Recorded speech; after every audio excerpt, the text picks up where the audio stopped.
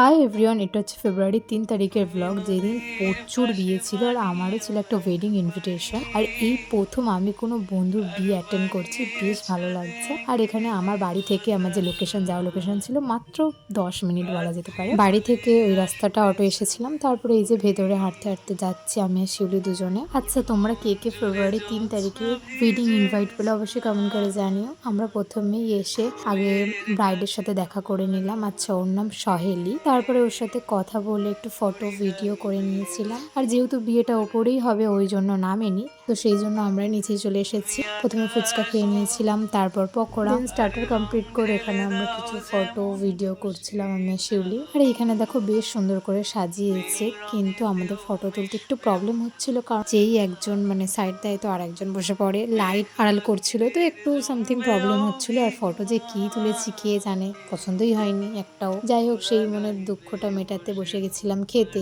কারণ আমাদের 11টার মধ্যে বাড়ি ফিরতে হবে। আর এমনি 10টা সাড়ে 10টা বেজে গেছিলো তখন, তাই আর কোনো দিকে না তাকিয়ে চলে এসেছিলাম খেতে। তারপর এখানে খাওয়া দাওয়া কমপ্লিট করে আমরা চলে এসেছিলাম কাপল পিক তোলার জন্য। তো ফটো তুলে দেওয়ার কেউ নেই আমাদের, ওই জন্য একটা চেয়ারের ওপর ফোনটা রেখে স্ট্যান্ড বানিয়ে ফটো ভিডিও করছিলাম আমরা। তো আজকে ভিডিওটা এই অবধি, বাই।